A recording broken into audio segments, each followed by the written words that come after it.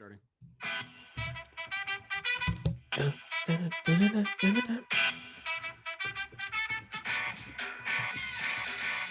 Hello and welcome to another Woodshop podcast with Mike Coffey of Coffee Custom Builds, Daniel Dunlap of Daniel Dunlap Woodworks, and Peter Kapar of Petrie's Workshop. You can find us all as well as the podcast on Instagram and YouTube.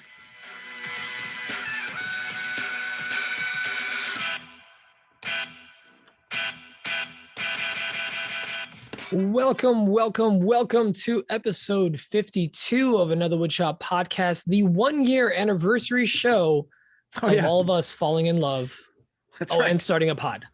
Right. That's right. Two totally separate instances. We fell in love independently of starting a podcast together. Yep. We fell in love with the idea of a podcast and then found each other.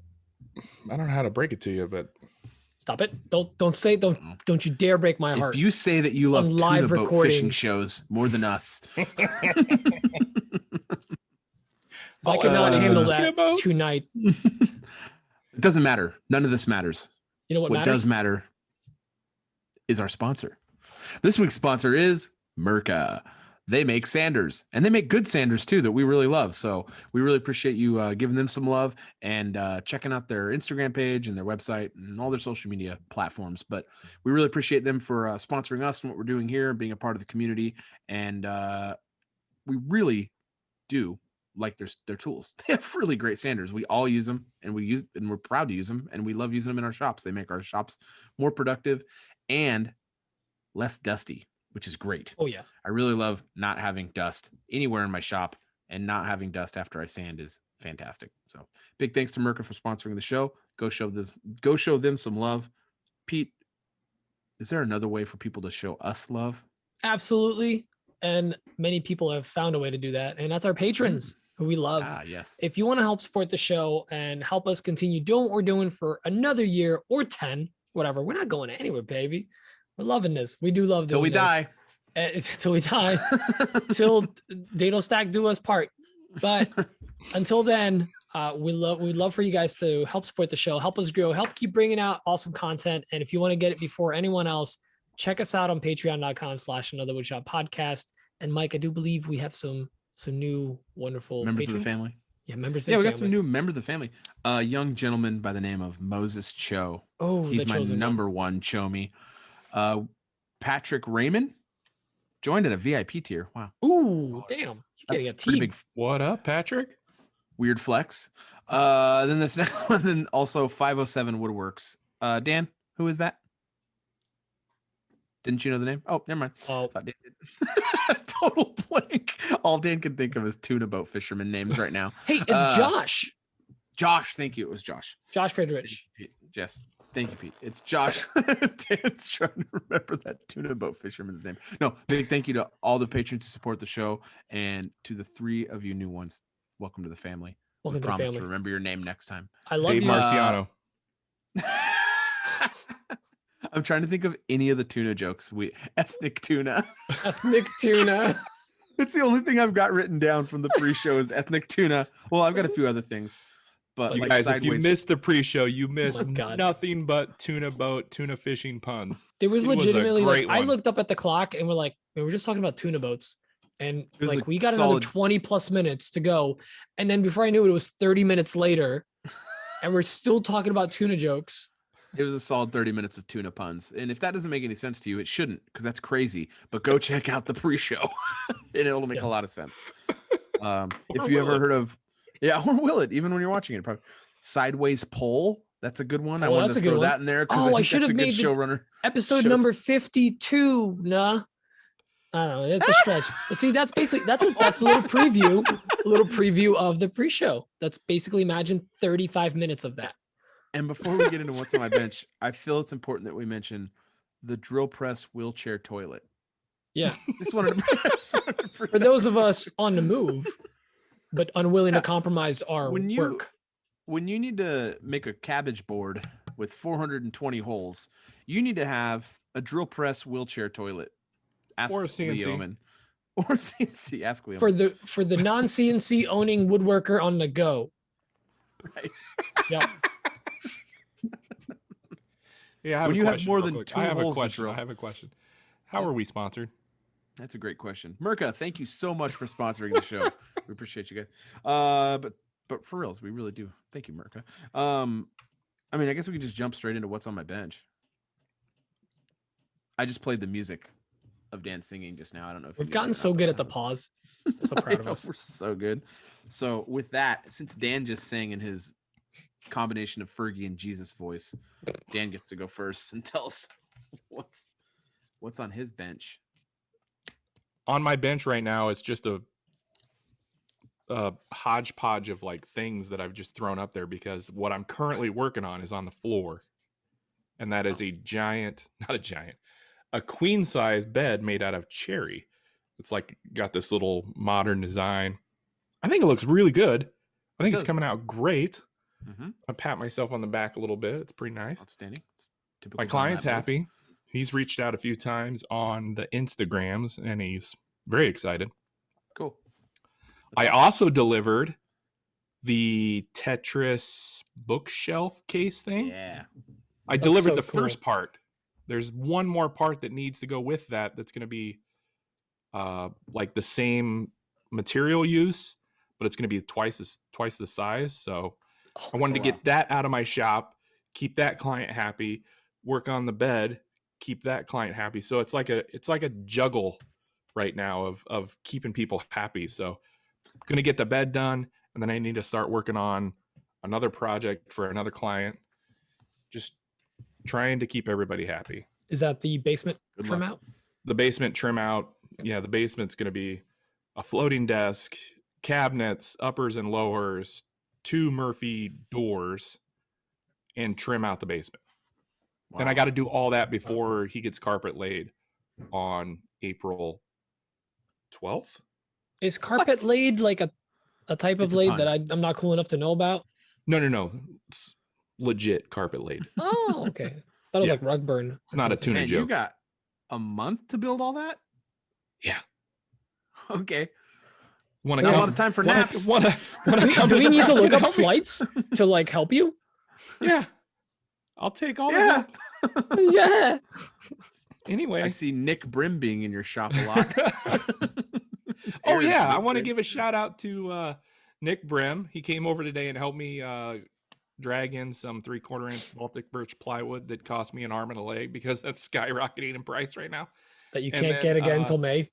Another local woodworker helped me deliver the Tetris bookcase. Aaron, thank you very much. Pete, tell me about what's going on in your shop. Well, what's going on in my shop is I've been standing in front of my CNC a lot, kind of trying to get as many of my scraps off the wall as possible. You guys remember I did a bunch of cutting boards around the holidays. Well, it's not cutting board season. I still have a nice shelf of some stock. So now I'm grabbing all these offcuts, stuff that I would usually toss into the fire pit, because now I'm a baller like Dan and I just throw walnut in a fire pit. You know, Dan knows about that lifestyle. So I actually took a page out of Mike's book. Go ahead. I'm going to interrupt you real fast. Yeah. I had another local woodworker ask me, he goes, in a DM today, he asked me if I had some stuff that I was going to throw in my fire pit. And I was like, yeah, I got a bunch of stuff I'm going to throw in my fire pit. He goes, do you mind if I come over and like go through it and save some stuff before you do? I'm like, yeah, sure. Just come over soon because I'm lighting a fire like this weekend. So you should have thrown the match as he pulled in. Right? It all burns up. Oh, is this what you wanted? Were you so close? Was that today? Oh, and of course there's fuel in there already. So and then throw it on the ground. He doesn't listen to the podcast, so maybe I should do that. Oh my God. Just troll him. But in it is just pine. You just like troll him. I should stain the pine with walnut color just to really mess with it. That's way too much. And then paint that yellow. Yeah. Oh God. Paint it yellow. But yes, I've been trying to utilize a bunch of those. I've been making a ton of those little trays that Mike was making. He kind of got me inspired to make some of those, because I'm like, I need all these little trays for around the house, and I kind of want to sell them. And it's also good great practice to have around the house. Yeah, I'm using. Emma's got a bunch. I gave one as a gift to someone for they got a new apartment, so I've been doing that. I'm probably gonna laser the inside. Mike, I got to pick your brain about the probe not hitting the edge part. I think I just need to go smaller on a laser. He's gonna make it smaller. Yeah. Always making it smaller. Like a cold shower. Just Yep. Now the other issue I was running into the last couple of days is my CNC would disconnect from my laptop while running, and I was trying to figure out what the hell was happening. And luckily it finishes that whatever the G code line is and just sits there. So it's extra fun when it's just sitting in one spot, just burning the wood. Luckily not too bad. So it turns out it's my dust collection, and all these times that we told people that they're stupid for grounding their dust collection, you're not stupid, but it's not going to catch fire.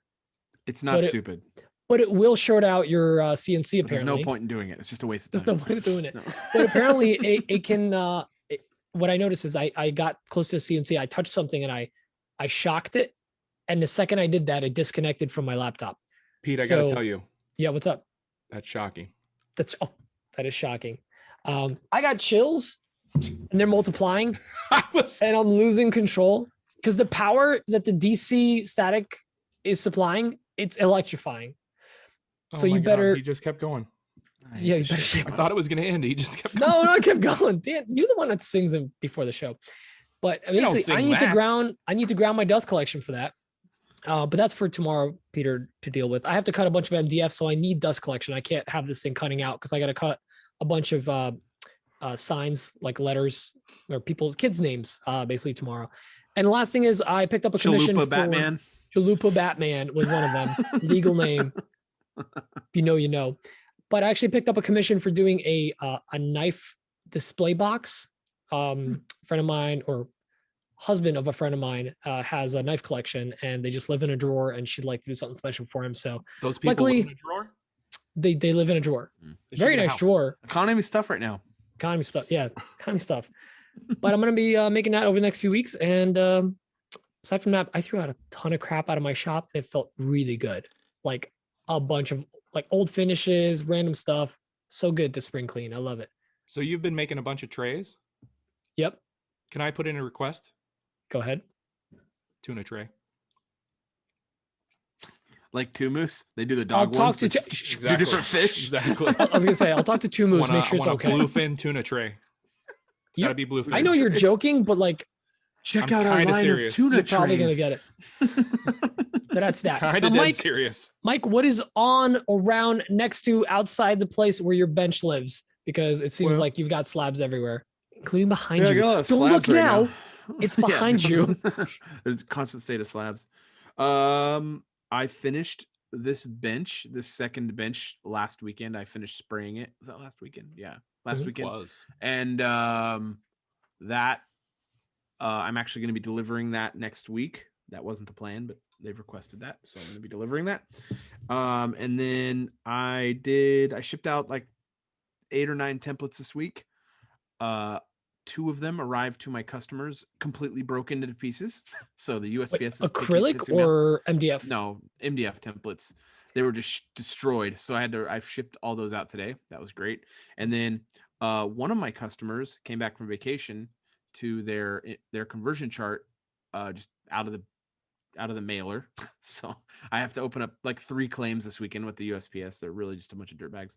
Are you using padded envelopes or like bubble mailers? He's wrapping them in toilet paper, clearly. Well, because I don't know if they were like the ones that are just like foil mailers. No, they're nice bubble mailers. No, they were cut. It's cut with, you could see it was cut with a box opener. Someone cut it. Like you could see it was taken. So was this really media mail? Just open it. I was like, I wonder if they're inspecting, which I mean, the media mail police. Media mail police. The MMP. They have like a CD on their hat. I've got did some slab flattenings this week. And then like update on the growth chart. Oh, I did on the Imperial conversion charts. The HDPE was supposed to arrive yesterday for that. I've got like 15 orders I'm back ordered on right now. I don't have still waiting on mine. Material too. As soon as they're done, you both are getting some. I got a couple other people getting. Anyway, I'm back. That it was supposed to land yesterday. It didn't land yesterday. It didn't land today. I was gonna go down there and get it, and hopefully it'll come Monday. I don't know what's going on. I need the stuff in. I need to cut it up, but those will be going out. And then I did a growth chart this week. I haven't done one of those in like two months. And during that growth chart, I used a new finish product that I had recommended to me by a couple cabinet shops, and I'm really excited about it. It's a water-based lacquer, and man, it looks like really nice. Like, it has a really nice amber. It's not like full amber glow like an oil based finish does, but it's a water based and it has a nice amber glow, and it's a satin like flat sheen. So Dan's picking up some of it. Stuff's really good. I want to get a couple more jobs under my belt with it. Get some variation. I'm gonna try to make some stuff for around the shop. I've got some shop cabinets that I have not finished that I'm hoping to work on next week.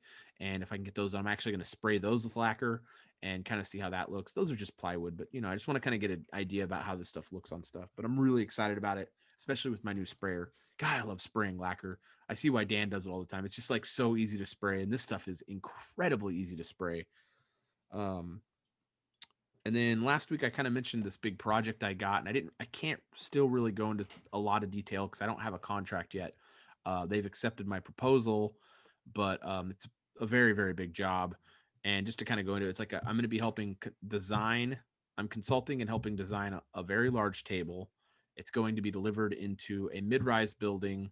I'm really proud of landing this job. It's a big job, and it's going to be it's going into a building that's not done yet in downtown. I live in the Sacramento, California area. It's in a really nice part of downtown Sacramento, and it's going into a really nice brand new building. And I'm really excited about it. It's going into the penthouse on the top floor of this building. So it's going to be really cool. Damn. So and the money he's making off this, he can buy himself a tuna boat. I could buy two tuna. Not just boats. A one boat. Not a tuna boat. Hatuna Matata. Ooh, that's a good one. Writing that down. Dan's writing that down. That's going to be a giveaway code. Yeah. So, just busy right now. Like, I kind of took this week off and just did kind of like fun stuff around the shop for me. Caught up on Etsy. Next week I'm going to be starting on the next build, which is a coffee table. I sent out a quote for a round, a 4-foot diameter table that's round, but a pedestal base. They want me to make a pedestal base, and I'm going to do it on my bandsaw. I've never done one of those. You cut them out on the bandsaw, and then you glue it, or you put it back on there, and then you cut the other side to get the shape. I'm going to do that. So I'm going to make a template. I'm going to make a template on my CNC for the profile. Oh, that'd be cool. So I'm really excited about that. That's going to be really cool. I've never done that. So it's all going to be ash. She wants it to be stained. Oh, no, I'm sorry. She wants it to be like a pickle whitewash. And then I'm going to be putting a conversion varnish. It's a whitewash, just like it's just a whitewash. I was just picturing you rubbing pickles on wood. Oh man, what a great visual that is. Right? Me rubbing pickles on wood. Mike, sorry, I just thought of shipping. I was writing a shipping part. Did you get the hose clip things? Did they fit? They were fine? Pete, I got them the other day. I just checked my mail. I meant to do a story today. I'll do that in the morning. I want to make sure you got them. They're sitting on my shop. Because I've had some stuff go missing in the last month and a half since the holidays. They haven't gotten any better with shipping. It's been bad. Yeah. But yeah, I hope I can get that table because it'd be. I want to see those pedestals. I do too. Like I really want to do it. So, and I'm going to do that, like I said, out of ash. Or maybe you get a lathe. Maybe you turn the big boys. No, I want to do it on the bandsaw really bad. Like I think it'd be really cool. But yeah, lathe. Actually, that's not a bad idea, Pete. Anyway, he's out of space. I don't have any space for it. Like I could put it in that Harbor Freight carport I'm looking at, I guess. Show title. The Harbor Freight carport. Are we gonna elicit the name of Harbor Freight again for a show title? How many times can we do that? You know where my vote is for show title. Where's that, Dan? What? You know what it is. Where's your boat parked? It's docked. Sideways. Docked. Pole. They don't park them. Where's your boat parked? Well, you got a land yacht that's parked in somebody else's yard. That's a euphemism. Is it? Euphemism. You've got a land yacht that's parked in someone else's yard. As a compliment, Dan. Can you stop winking, please? Stroke. Yeah, so that's kind of my week. It's just been that's a busy week. Well, it just hasn't, like the last few weeks have just been really exhausting and kind of, I'm a little burned out right now, just kind of overall with things, but I'm going to be taking the day off tomorrow, which hopefully will help me rejuvenate a bit. But yeah, that's been my week. Let's jump into some questions. Yeah. Drew Paxton? What's up, guys? Congratulations on making it a full year on the podcast. Keep up the great work. This is Drew from the Woodshop out back. I'm curious if I were to look at getting into more of an entry level, but should I go CNC or laser or maybe 3D printer? Just looking to see what the best option is if I want to get started on that side of the woodworking and that side of the shop and production. Keep up the great work, guys. Thanks. Dan? Well, I don't know if I'm qualified to answer this just yet, but considering I'm jumping into it, I went with CNC. I got the Onefinity, and the beautiful thing with that is, not sponsored, you can buy an attachment to add a laser to it for like, I think it's an additional $600 or something like that, which isn't much when you're looking at like big high-end lasers. I think the Laguna is like upwards of 4,000. Mm-hmm. So that's my recommendation, I guess. Mike, what do you think? For me, no question between those three, it's a CNC in terms of like production moneymakers. I mean, but there's a couple of aspects though, in my opinion. Like if you're like not doing furniture, if you're doing like more home decor stuff, laser might make you more money because it's going to cost less money than a CNC. And if you're like just personalizing things, I mean, if like you're doing cutting boards and stuff, and if you're doing like shelves or whatever, and you want to put people's, live, laugh, pray, or whatever stuff on there, you can make some pretty decent money, and a laser's cheaper. Live, laugh, tuna. What's the guy's name though? What's his name? Dave the Marciano. Guy's name from Live, Laugh, Marciano. No, the words to live by. Yeah, I mean, who hasn't seen that tramp stamp? No, but I really don't think, and this isn't because I don't have one, I really think that 3D printer is pretty far down the list in terms of like. You take that back. Like, I don't think. Don't listen, guys. I think they're really great. Obviously, Pete's done a great job monetizing those things, but I think it could just be my unfamiliarity with those devices. But I think in terms of like a wood shop, doing that stuff, I think that for a wood shop, a 3D printer is really cool because you can make jigs and fixtures for around the shop. But if you're just kind of selling maker stuff, I think a 3D printer is a really good thing. But for woodworking stuff, I think you're just going to end up selling jigs, and you're going to be having to market to other woodworkers. Whereas with a CNC and a laser, you're marketing to the general public. So that's just my thought. But I think it's CNC, 100%. Those things can make you money fast. Pete. So, Drew, the vibe I'm getting from you is that you might have a wood shop. It might be out back from your house. And you might have a little bit of space. Maybe you've got a lot of space. I just assumed it was in Australia. Hello? Oh, yeah. That's right. Hi, mate. That's Mike. Matey. Are they pirates? That's a pirate. Whatever. Pirate outback. This is where I need the Emma. Pirate, prison colony, whatever. Same thing. Anyways, sorry, Ash. The way I look at it is, yes, I 100% agree. Just let me answer. I 100% agree. I think CNC is the most flexible one because you're able to, like Dan said, you're able to put a laser on it. Now, the big, not with all of them. Not with all of them, but most of them, or some of them. Yeah. But the big downside of that is you're fuming like crazy because you're burning wood, and depending on what kind of wood you're burning, it does not smell good. So that's something you have to deal with. Also, when you strap a laser to a CNC, your cutting's kind of out of the option unless you're putting in a lot of work, and it's really not worth it at that point. You're pretty much just engraving. Now, I'm going to kind of answer this question a little more broadly, not just for Drew. I think we all think you should go CNC. However, if you do want to do more, like Mike said, kind of signs or signing or personalizing. That's a good point with signs. Signs you or whatever. Kind of need to get a big laser for the signs though to really be effective, I think. Or a pass through or something. So you're looking at way more money. I mean, the Glowforge Basic is $3,000. If you're stupid lucky like Josh from North Country, you can get one for $600. I don't know. He basically robbed the guy at gunpoint, I think. He got what? He got a Glowforge Basic for $600. Oh, wow. On Marketplace. Yeah, like the deals are out there.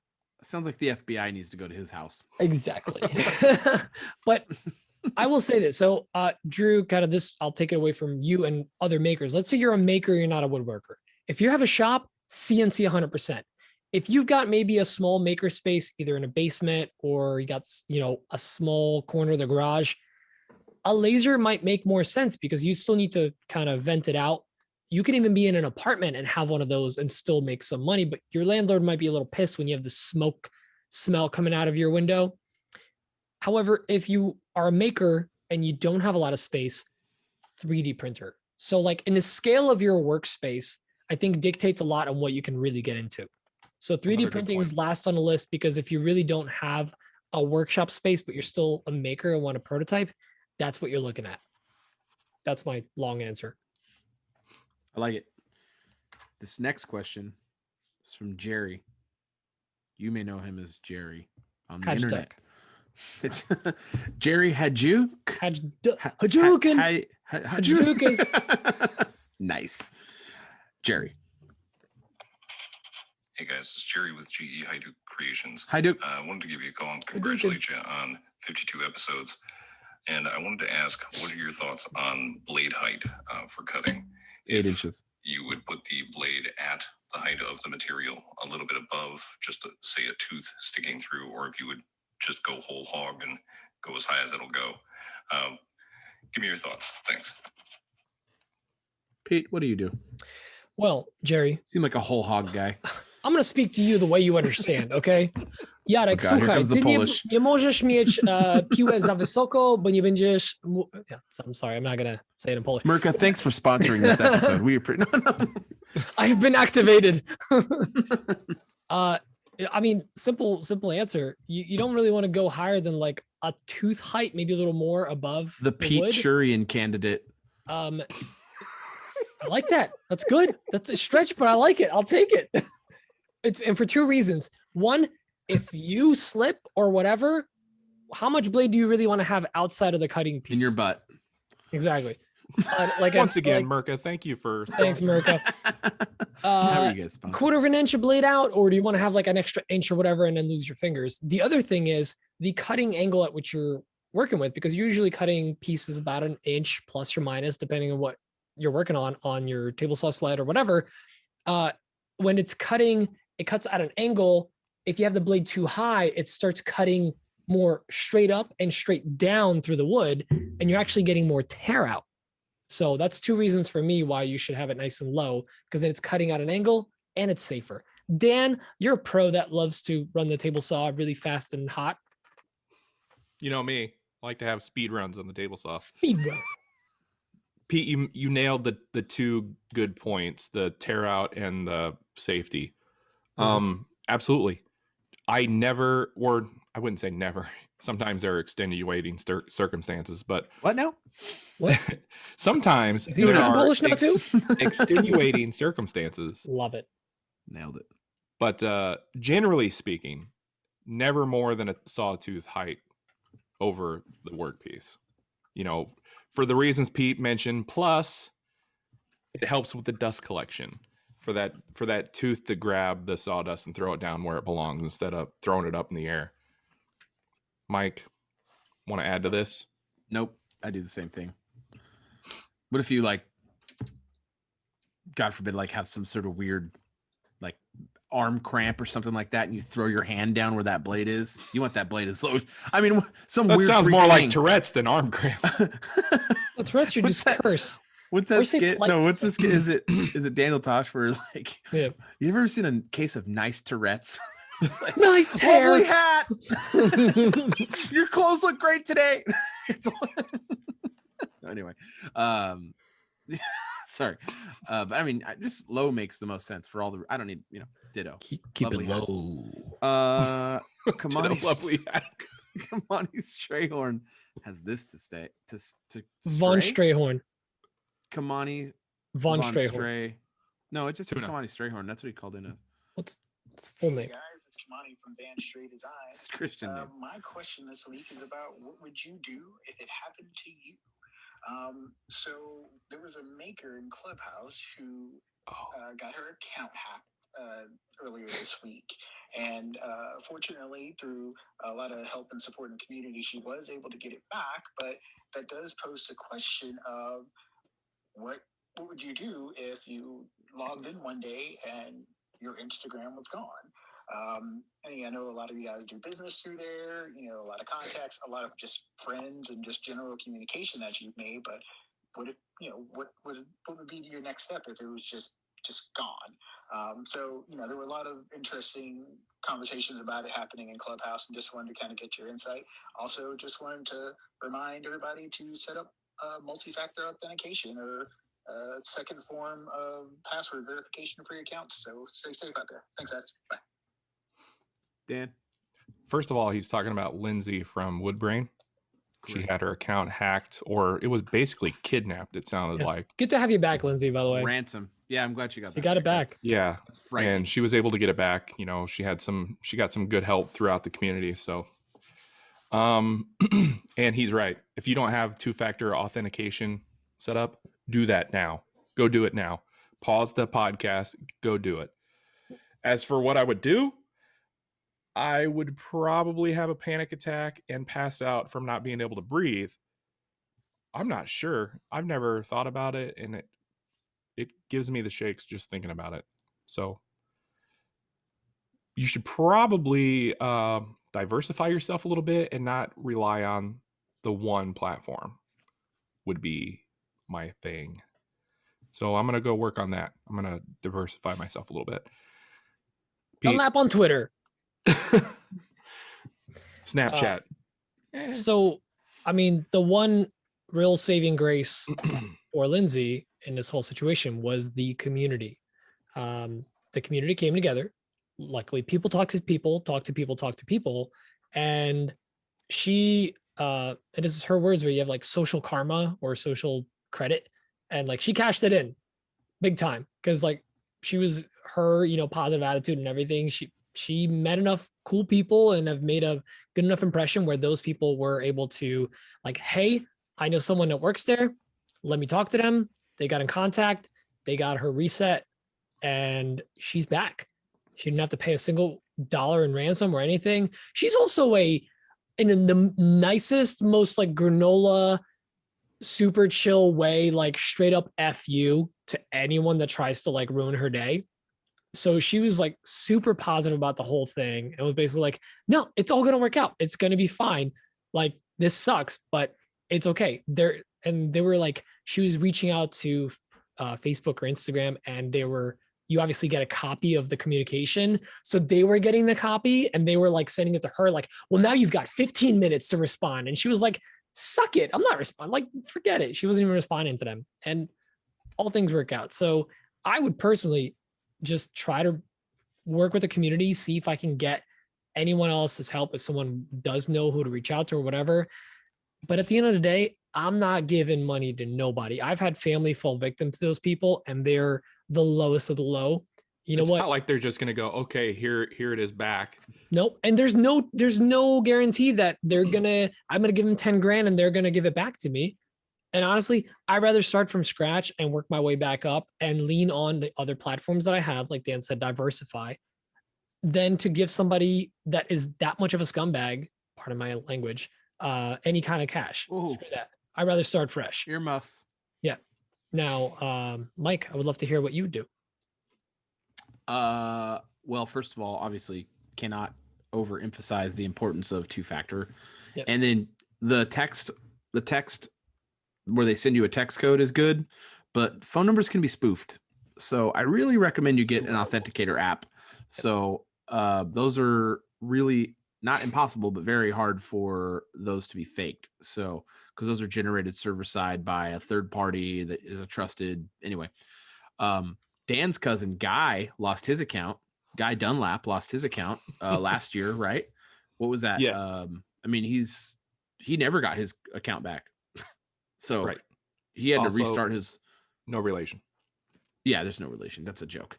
That's a Dunlap joke. He does love Dave Marciano, though. Did I nail it? Yes. Marciano. Okay, thank God. Okay. So I mean, you're not guaranteed anything, positive vibes or whatever, social karma.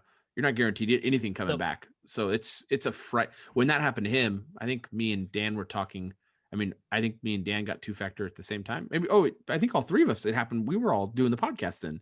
Yeah. We were all. That's when I was like, oh, and I put it on all my social media because the concept of that just being gone is frightening. Right. You put a lot of work into this. I mean, to have it gone in an instant, hundreds and hundreds, thousands of hours into this thing. That's why I said I'd have a panic attack. Like, I mean, I would too. I would be a mess. I'd be devastated. That happened.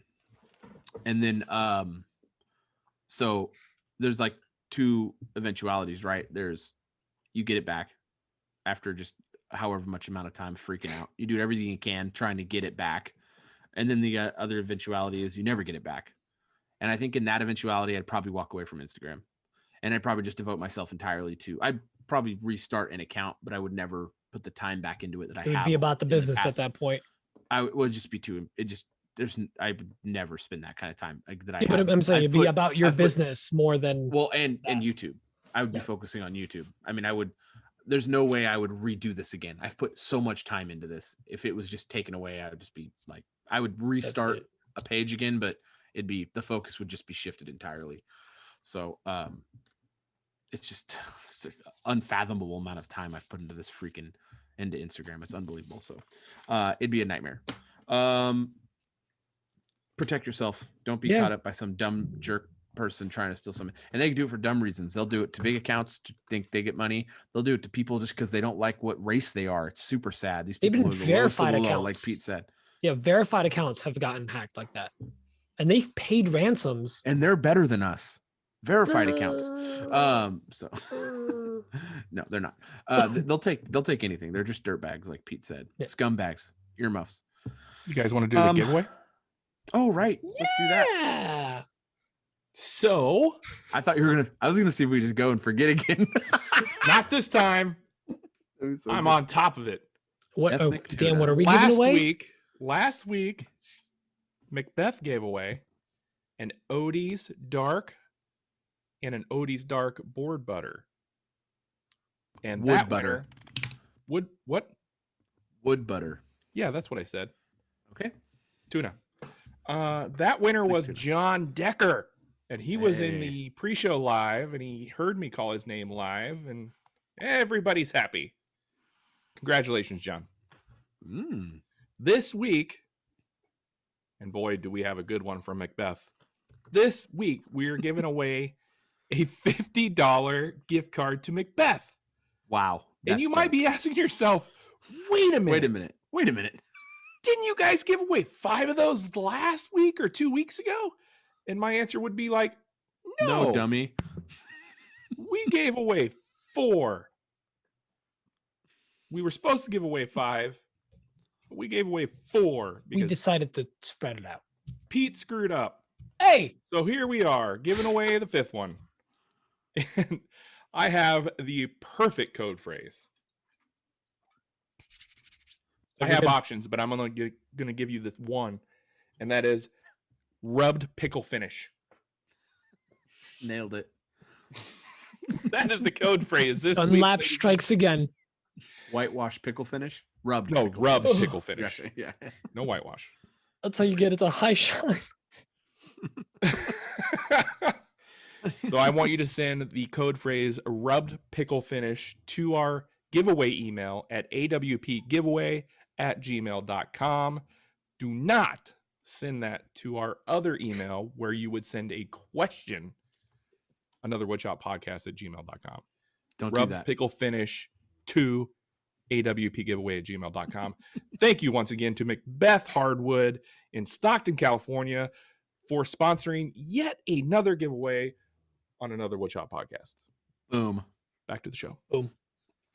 See how much better I am at this when I'm not consuming adult beverages? Chocolate milk. Yeah. This drinking Yoo-hoos right now. This next question is from a fine young gentleman by the name of Moses Cho. What is up, guys? This is Love My People Cho with Chosen Craft Co. So my question to you guys is content related. I've noticed that you guys have hundreds of posts. Dan, you got over 1,700. I feel like you're stalking me. I wasn't able to look at all your first, second posts because I just never had the time. But have you guys ever deleted or reposted, probably more like deleted, older posts when you guys were starting out, because your contents got better, your videos and your posts, quality of the photos and stuff like that. Let me know, because I have I only have a few posts, but I still look back to it and I'm like, wow, did I really post that, and why? Let me know, guys. Thank you. Pete. I have never deleted, nor will I ever delete old Instagram posts. I think it's good to see where you came from. And since day one, I've always wanted to post what I at the time considered quality content. I never just threw stuff up to throw stuff up. I think the only posts I have ever deleted were giveaway posts. And that was pretty much it. And, when someone's listening to this 10 years from now, because we're still doing a podcast because we have nothing better to do, hopefully you hold me to that. And hopefully you can still see my old crap when I have not 734 posts, but 780 posts in 10 years. Anyways, Mike, what about you? I have definitely deleted posts. Old posts. Phony. I don't know how that makes me phony. I've definitely deleted old curated posts. They were crap. I mean, they were really bad, like stupid posts, like shaky, out of focus, just really bad stuff. So they were gone. There's an archive feature, so you can actually archive posts and you still keep those stats, but you don't lose the stats. So I have some giveaway posts that are bangers. Like I got like one giveaway, like my 25K giveaway was nuts for engagement, so I would never delete that. But there was, some early on ones that it's bad. Like it's really bad posts, and I got rid of them for sure. Like I haven't actually probably done that in over a year now, because my content has gotten better. So I don't look at some of even my year-old stuff. I'm like, that's not on par for nowadays, but it's not like that needs to go bad. So the old stuff, I've definitely, like during my first 6 months to a year on Instagram, I definitely had gone back and deleted stuff, but I don't think I've done that in about a year now. So I'm coming up on the 2-year mark on Instagram. So, yeah, I have, and I'm not embarrassed. Oh my God. I'm literally going down memory lane on my own posts. I'm like, oh my God. Anyways, sorry. Riveting. Interesting. Dan? I'm the same as Pete. The only thing I've ever deleted are giveaway posts. Otherwise, everything stays, good, bad, and ugly, I guess. It's there. But what I have curated is my photography stuff. Like that's something that would generally I'm a huge pony. That's something that would like genuinely like hurt the business if somebody went too far back and seen how quote unquote bad I was compared to like current. So that I've curated, but the woodworking stuff, you could see how bad I was. I can't believe how badly lit my shop used to be. How did I see anything? Yeah, and when I'm saying I deleted it because I'm talking about the actual value of the production, not I don't care how bad the woodworking was in there. That stuff I don't want to get rid of. I'm literally talking like it was out of focus.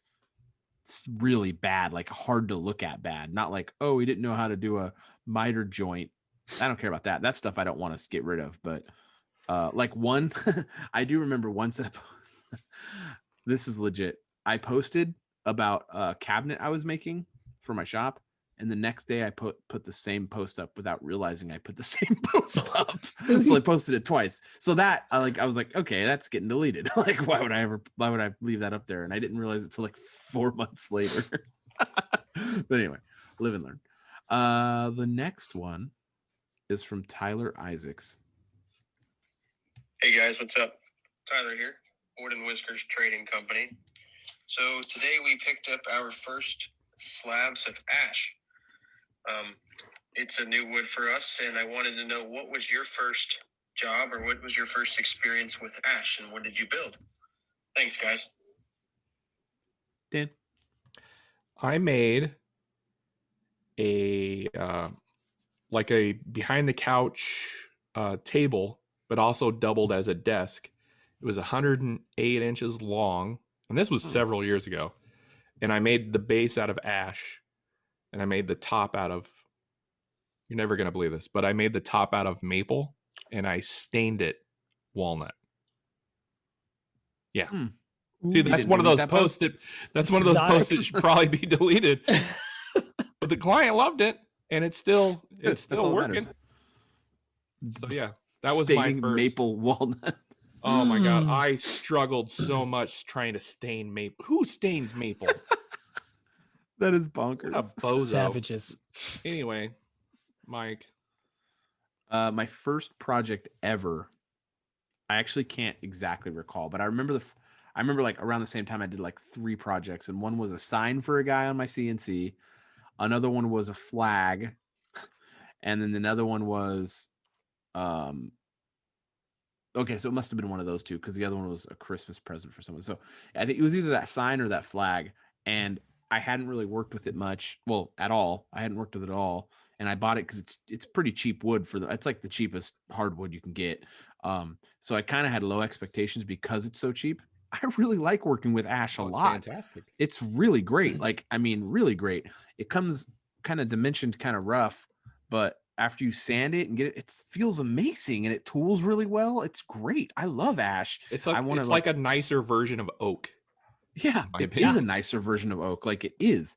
I don't know if I think I like white oak more than ash, but definitely I was thinking red oak. Sorry, red oak for sure. Yeah, I mean it's definitely better than like not even the same. I mean Dan's 100% right. It's way better than red oak, and I think it's cheaper. Well, it is. Yeah, I mean I think in some places it depends. I think some places still kind of like red oak and like by the Dakotas and stuff. But anyway, it's great. I've never worked with like a slab of ash though. Yeah. I'd actually kind of really like to do that, but like for house furniture, it's so cheap. It's just such a nice wood. It seems like real stable. It seems just great. I just want to really hard too. Yeah, it is. Pete. My first experience with it was somebody giving me a board of it and me not really knowing what to do with it yet, and it was a really bad board, a lot of knots in it, which is very unlikely for ash. Ash is actually usually fairly clear. Yeah. And I ended up just like scrapping it at the time. This is years ago. But my first real experience with ash was when I started working at the woodworking school, and the intro to furniture making class, the mortise and tenon class, they're like, oh yeah, we use ash for this. And I'm like, really? Like, all right, just step above pine, right? And then I saw these boards that we started milling up, and I fell in love with ash. It is my pine, you could say. If I want something like basic, bare bones wood, but I want it to be solid, I'm going straight for ash. It's like $3.25 a board foot around here. It's super cheap, and sometimes you can get it even cheaper. I always have a stack of it on my shelf. I built multiple pieces of furniture. Like Dan said, it's super solid. It's also very, like, it comes either like really nice straight white, like a light color, very consistent in little knots, or you can get this like beautiful, almost like grayish brown heartwood that has a really nice color to it. And I've been able, one time I picked out for a whole project, I just picked out nothing but heartwood boards, and it was stunning. It was like a completely different wood. So for as cheap as it is, I highly recommend it. Dan, you're wiggling your pen. If you have a client that requests you to stain a hardwood, ash is the go-to for that.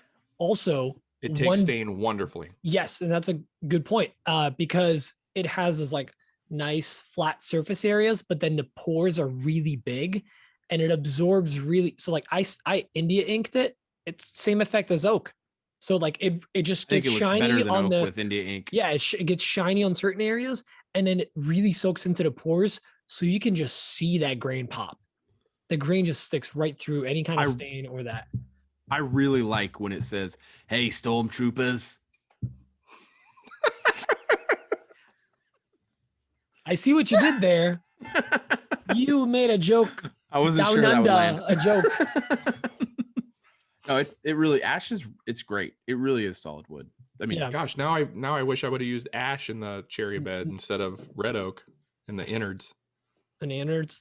When I do my bed, I'm going to do ash great, for sure. Solid wood. Now, let me ask you guys this: ash cutting board. Well, yeah, I've done ash end grain. Oh, yeah, it's fine. Oh, absolutely. Are you just trying to make the internet mad? Yeah, I don't care. No, but I'm serious. Like, It works like great. let's say edge grain or face grain, whatever. You use ash it? cutting board. I've sold it. Oh, I mean, you use it though. Have you used? I mean, have you? No, I would Because never I know, use it. I That's know crazy.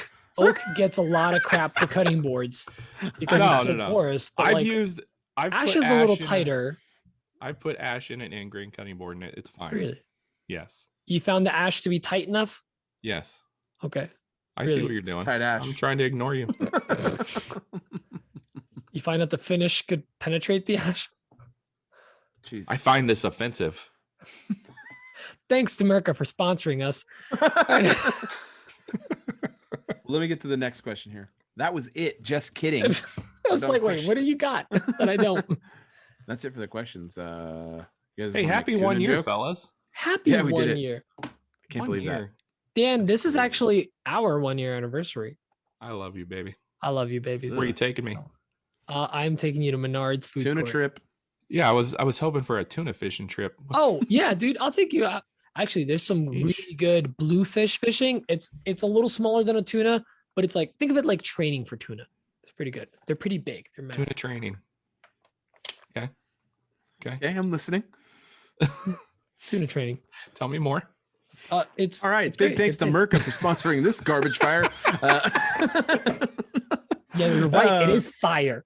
No, this it really has been. It's crazy that we've done this for a year. That's crazy. Yeah. Once again, if That's you really want to crazy. understand the tuna jokes, got to get in Pre-show. on the pre-show. Pre-show. you It don't goes know what's up live on unless you've been YouTube there. on Wednesday. Make sure you subscribe so you Unless you're get a a patron. notification. You want to what do you do with the notification bell? I always forget. You You smash it. smash that. Thank you, boys. You guys Smash get me. Let's roll on. Smash outta that here. ash. Thanks to MIRKA. Thanks to MIRKA. Thanks to MIRKA for sponsoring this episode. Again, we really appreciate you. What's up, Dan? What? Show title. What? Smash that ash. We'll discuss it off the air. Big thanks to MIRKA for sponsoring the show. We really appreciate them sponsoring the show and what we're doing here. Uh-oh, Pete's got one. Here we go. I have to ask at this point, and this time I can't believe I'm serious. Did we get all the gift cards? I'm confident. Big thanks to MIRKA. No, Dan's upwards of 78% confident of his completion of this task. Big thanks to MIRKA. Big thanks to MIRKA for sponsoring the show. Man, they're getting like 7 call outs on 7 this ad one. reads, yeah. It No, balances for real. out, really. I mean, if you think about it. Yeah, it's not only one of them have been good. So I'll even mention them in the story because after this train wreck, they deserve it. no, big Tuna thanks wreck? to MIRKA. Go give them, Tuna wreck. please let me just Tuna do boat this. wreck. Please. I beg you, just let me read this thing. No. Big thanks to MIRKA. Big thanks to our patrons. Big thanks to all you who support us. Please, keep mentioning the show in your stories. Keeps the word out. Keeps the word on the street. Helps us get. Pete's gonna do this poll thing. Thanks to everyone who supports us in any way that you do through the patrons, just through downloading the show, interacting with us on social media, and we just love you guys very much. So thanks for all the year of support. 365 all the year. It's All been the years so support. many year of support now under about but we're gonna just get on out of here because this is really bad and falling. Oh wait, give us 5-star reviews. We need 5-star we think we reviews. need those. We don't know. We're not sure, but we think we do. And check So- us out on the YouTubes, Oh, on yeah, the we've- Instagrams, We the all Twitters, do YouTube. We all do Only Instagram. Dan's, I'm on YouTube or on Instagram, no, Twitter. TikToks, the Clubhouses, the Ask Etsy. Jesus, Etsy's, especially the Etsy. Go buy stuff on Etsy. That helps What us. What did you say? The Ask Jesus. Oh, I said I thought he said something ass about Jesus. cheese. I thought he said ass cheese. Oh, ask Jesus. cheese. I was like, Oh, it's a Nebraska thing. okay. All right, let's get out of here now. This is Thanks, not MIRKA. good. No, I mean, another great one in the bucket. In a book. Bye. Love you long time. Like a long time. Bye. Kill it.